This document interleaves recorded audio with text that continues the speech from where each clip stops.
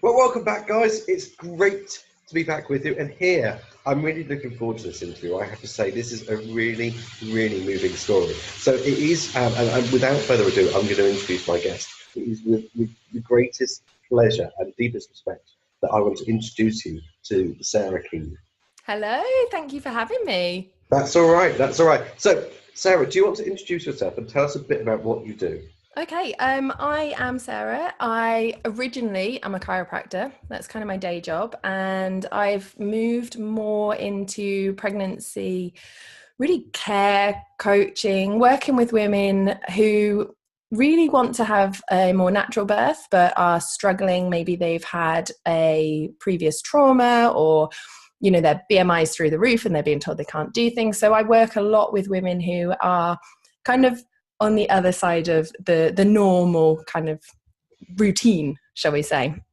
So I had my first baby, was all set for home birth, and at 33 weeks he ended up being an emergency cesarean. Yeah, it was a little bit like it was a couple of weeks beforehand that they kind of said, look, you are not having your home birth. Your baby is not coming any later than 34 weeks. You're having him in hospital. It's going to be a cesarean and he's going to be in special care. So my world was just upside down, and I ended up with PTSD as a result of birth trauma. And yeah, it took a while to sink in. And then I had my second baby 15 months ago, and he was a home birth, completely natural, no intervention.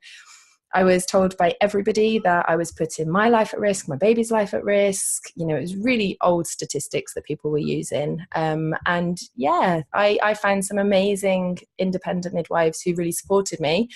And I find that people, just because I also have a podcast, a pregnancy podcast, people were hearing my story, following my story. And then I just got inundated with emails and messages and Facebook, and you just pinging, your phone's pinging all the time.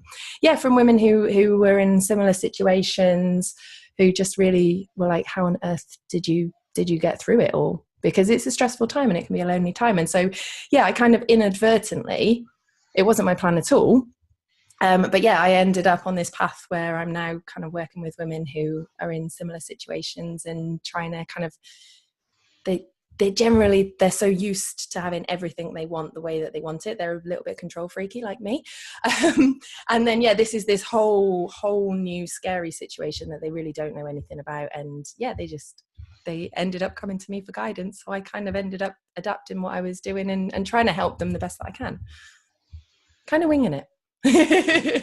Don't we all? And it's. I mean, it's so amazing that you use what is an incredibly difficult time for you and your family, in order to help and improve other people's lives. Yeah, it was one of those things where at the time, if you'd have told me you'll be doing this a few years down the line, I'd have honestly laughed at you. Like, I would see a pregnant woman who was, really, you could tell she was in her third trimester, really large. And I would just be in floods of tears.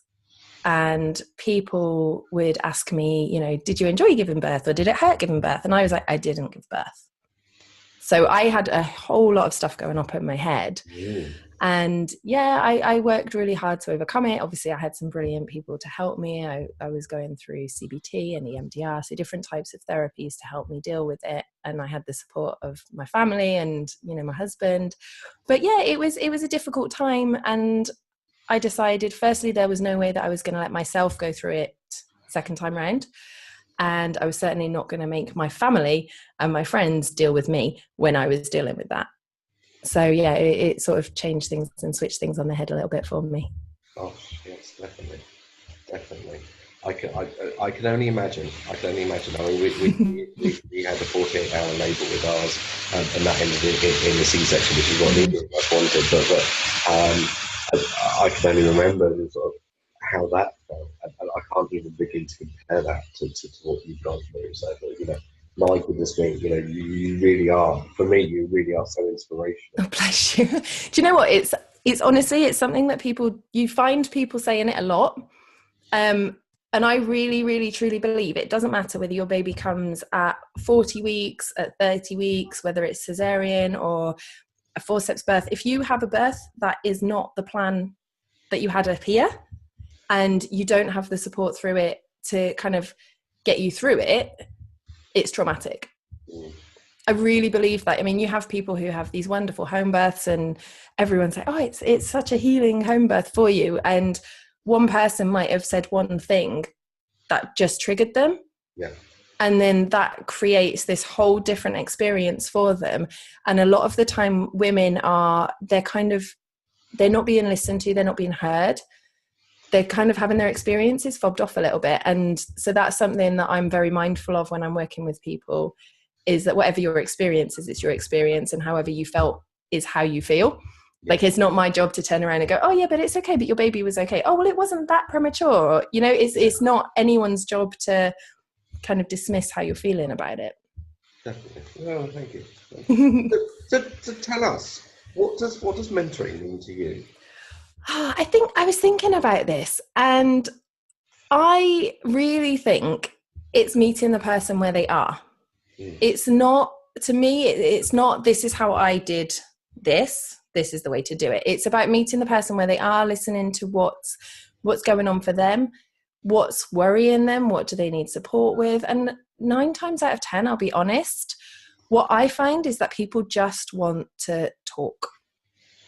And I don't know if it's just my kind of niche. A lot of the time people don't come to me because they want the medical answers, because that's not my thing. Yeah. You know, they've got their midwives, they've got their obstetricians. A lot of the time it's like, you know, I had this experience, can I offload it on you? And so I find that a lot of my kind of role is listening to people, really validating how they're feeling. But then when they're ready and they're open to it, sort of working with them to say, okay, look, this is what's happened. How can we change what's happening now? And what doors can we open? If someone is maybe pregnant for the second time after a similar case to mine, it's not my job to try and guess how they're feeling or guess what they want. It's to open up a space that they can say, this is all my stuff. And then once that's done and the ground's cleared, we can then work together to really find the best next step for them, whether that's trying to deal with one of their fears or trying to find a piece of research about neonatal resuscitation. You know, whatever it is that is the right thing for them, it's always guiding them with what they need. Yeah. And we see that in mentoring across the sectors, actually. Mm-hmm. What you're talking about there is exactly mirroring what we call the mentor's mantra. Well, there you go. If you go onto our website, excuse me. If you go onto the mentoringschool.com and under about mentoring, you can see the mentor's mantra. Mm-hmm. All about, because a mentor, one of the key attributes for a mentor is that they're there for the individual.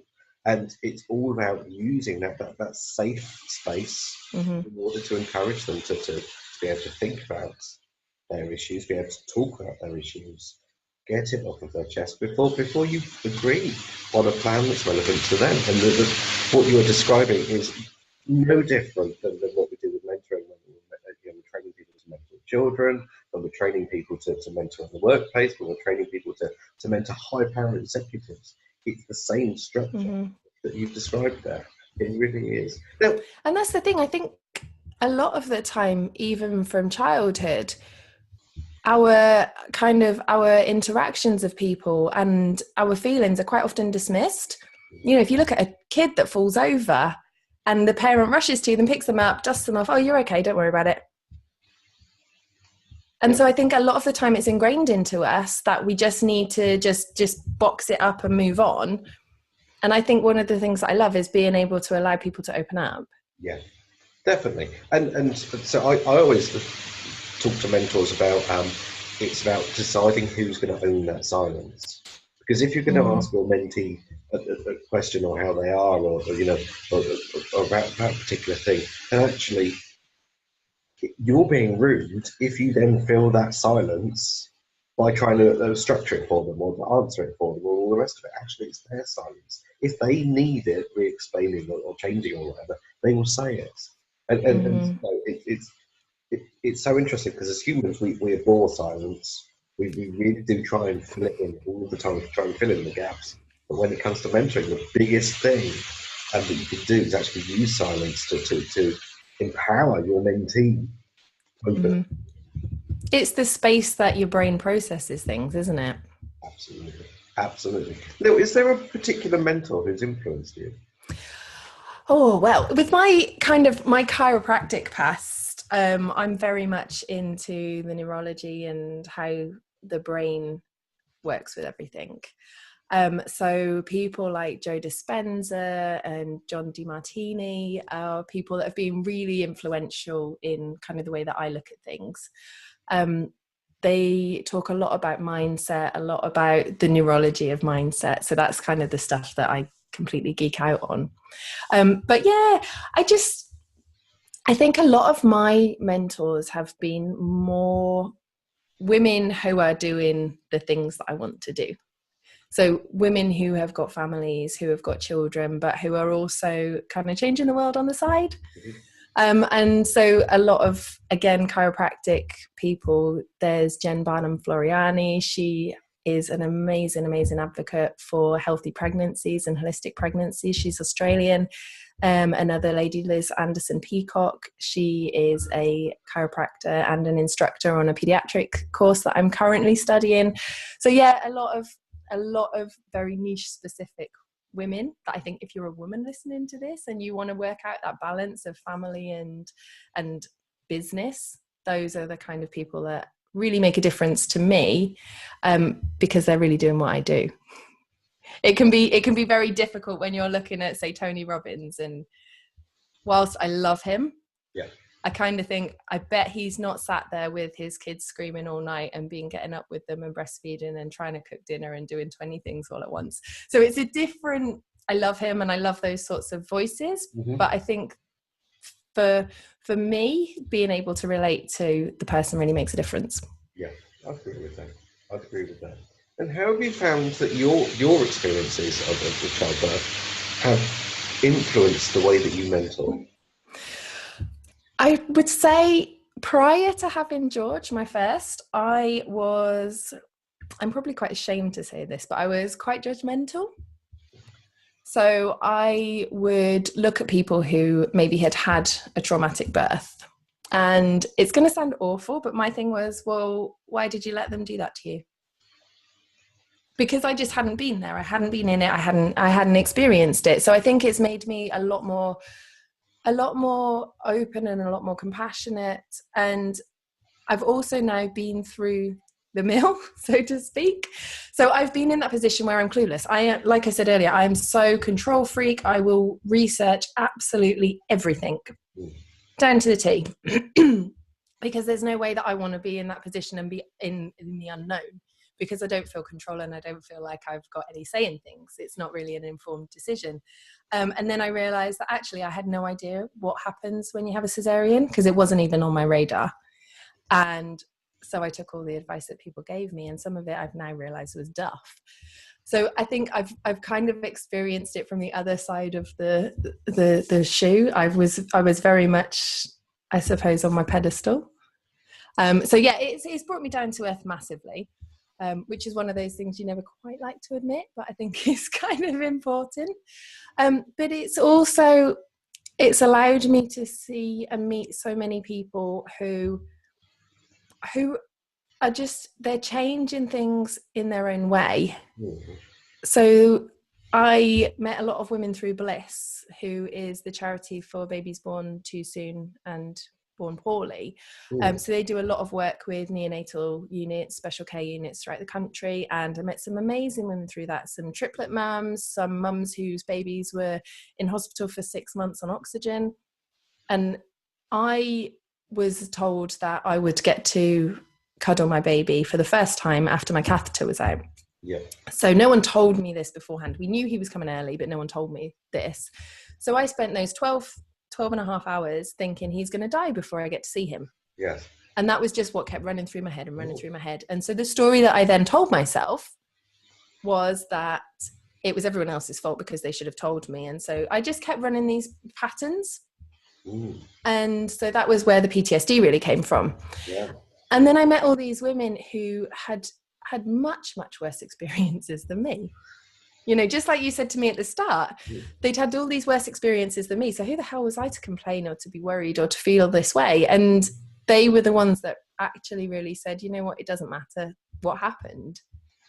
And when I started to take that on board and realize, yeah, it doesn't matter quite how bad something was, it's how it affects you internally.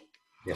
That kind of changed the way that I looked at things, not just in birth, but in relationships, in, you know, arguments that you have with family members. And it allowed me to start viewing things from other people's perspectives. And I think while it was a very specific moment in time, it has actually affected my whole life and my whole perspective on life, rather than just necessarily the way that I work. Gosh. And do you see, when you're mentoring mums and soon-to-be mums, do you see any particular themes emerging? A lot of the time it is people are just finding that everything's going away from them. They're sort of, it's like going back to childhood. A lot of the mums are being told this is the best thing to do, or this is the best thing to do. And they've got, you know, a hypnobirthing teacher who's telling them that you can breathe your way through this and you can breathe your baby out. And then they've got 20 of their mum friends going, breathe that baby out? There was no chance. So there's a lot of conflict. Familiar with that, yeah. Yeah. And, you know, and breast or formula, you know, do you want an active birth, or are you going to lie down? Are you going to, and everyone has a really, really strong opinion, and everyone's right. And it's really difficult for women to be able to judge what they should actually do. And that's the one thing that I find coming up so much is, this person tells me to do this and this person tells me to do that. What do I do? And I don't have the answer for them. The answer is inside of them, and they have to find ways. And this is what we tend to do, is we find ways that they can quieten out the chatter and the noise and put their blinkers on, ignore everyone else, and kind of go into themselves and work out what it is that they want to do. And so that's the thing, I think, most commonly, is that we're listening and we're using our head rather than going inside and really listening to what it is that we want. And do you find, from my experience, was that there was a lot of support and guidance prior to the birth, but then as soon as the birth happened, it was kind of like, over to you, off you go, bye-bye. Get on with it. Yeah, that does happen quite a lot. A lot of mums, because especially if it's the first time, you don't know what you're doing. There's no manual. There's a lot of that. And one of the things that I speak about with people is the fourth trimester.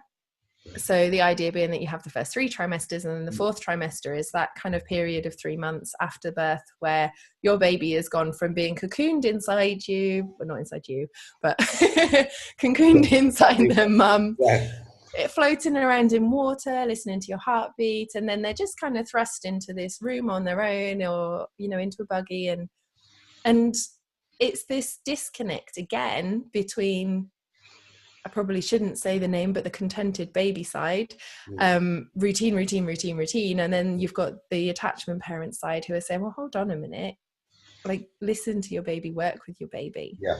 And I don't think it's helped by the mummy wars that get put through the media.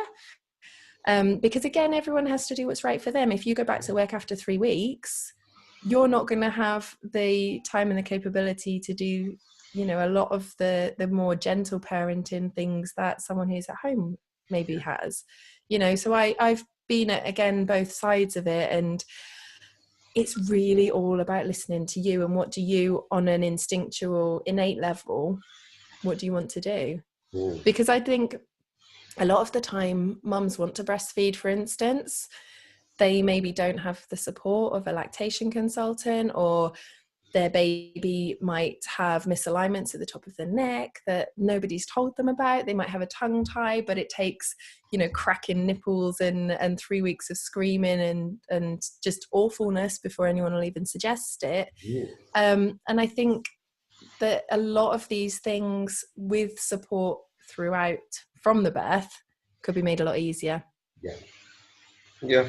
And I would agree with that from experience, because we had some problems with latching on, and we were told very early on, just do bottles. Actually, we got transferred to a different maternity ward where they were able to provide more coaching and mentoring for Yeah. new mums. And actually, within 2 or 3 days of being there, he was latching on and That's amazing. gallons. It makes such a difference. Yeah. With George, excuse me, with George, my first, he was 3 weeks old before he even was like sniffing around for a nipple. Yeah. After he'd been moved from incubator to incubator and what have you. And he was £2.11 when he was born. So I am a chiropractor. My chiropractic instinct and knowledge knew that if he was struggling to breastfeed, quite often an adjustment would be able to help. And I was petrified because he was so small. I was like, right, he's not feeding. I need to get over the mindset stuff and just do this. Yeah. And so, I gave him a really gentle adjustment and had the nurses there. They were literally like grabbing my boob and moving things around. And he latched and fed. And that was after we were told, oh, he's premature. He probably hasn't got a suck reflex. He probably won't latch now because he's 3 weeks old. He probably won't latch because he's had a bottle. He probably won't latch because he's had an nasogastric tube. There were all these reasons that he probably wouldn't. But nobody thought, how can we make this work? And that was always in my head. I was like, ignore your this won't work, because I don't want to hear that. Being me, I don't want to hear that. I want to work on how we can make this work. And that's kind of always been my motto. How can I make this work for me? Yeah, well, absolutely. And through your mentoring, it's very apparent that you help mums to do that as well. I try. Absolutely. So, this is all fascinating. We could talk all day. Need to start wrapping things up. What do you think the future of mentoring is? Sorry, I missed that. The signal went. That's right. What do you think the future of mentoring is? See, this is quite a tricky one for me. I'm quite new to all this. And I kind of fell upon mentoring. It wasn't really, like I said earlier, it wasn't something I had my eyes set on. It's just something that fell towards me. From my experiences, I think that it's something that needs to be more widespread. And from my experiences with pregnant mums, it's actually something that I believe should be taught to all health professionals, because we're taught the knowledge, and with my chiropractor head on, we're taught the understanding, we're taught the biology, we know all this stuff intellectually, but I think actually being able to work with somebody to help them understand and help them make their decisions, that takes on a whole different perspective, and there's a disconnect. And I think that's especially important when you have health professionals around birth, especially given the rates of postnatal depression. So I would love to see there being more mentoring training for doctors, nurses, midwives, chiropractors, reflexologists. As part of the healthcare course, I would love there to be more training in that respect, because I think that could really make a big change. Only someone ran a school for mentoring courses. Only someone. No, but very seriously, I mean, it's a very valid point. But no, I do think it would make a big difference. Yeah. Because me barking information at you, it doesn't transmute. No, not at all. Not at all. And it's really interesting because we're working a lot with NHS Trust at the moment through the apprenticeship levy. That's great. And looking at how we can get mentoring skills into the workforce through some of their apprenticeships. And part of the conversation has been about how do we transfer those skills to clinical staff? Because part of, so for example, my understanding of part of what a nurse does in their training is they look at how to mentor other nurses. They don't necessarily look at how to then transfer those skills to mentoring new mums, for example, or mentoring patients and all the rest of that. I would imagine, but I don't know if it's the same with midwifery, and so on and so forth. And so yes, I mean, anything we can do to increase awareness and to get some more training, get some more rigor out there with mentoring. I'm absolutely with you on this one, because I suspect, certainly as a parent of a 10-month-old son, I do believe that it would have made a difference for another half. And I think, again, going back to my neurology geekiness, if you are in fear, you're not listening.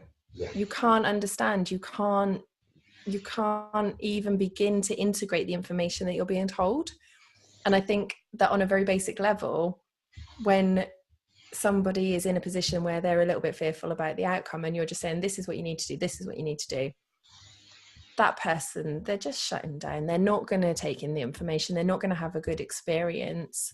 And so I think the more personable you can become through training, the more you can allow your personality to actually come through. Absolutely. Well, Sarah, it has been an absolute pleasure. And thank you. It's been a pleasure talking to you. I've honestly just enjoyed so much this conversation. Now, if people are interested in getting hold of you, how do they get in touch? What's your website? Yeah, well, if you are pregnant, I have a pregnancy podcast and it's cunningly entitled pregnancypodcast.co.uk. It is pure natural pregnancy. I also have my sarahkeane.com website and you can find me on all the social media as well. Super. Well, thank you very much. It's been an absolute pleasure. And no doubt we'll be talking again. Lovely. Take care.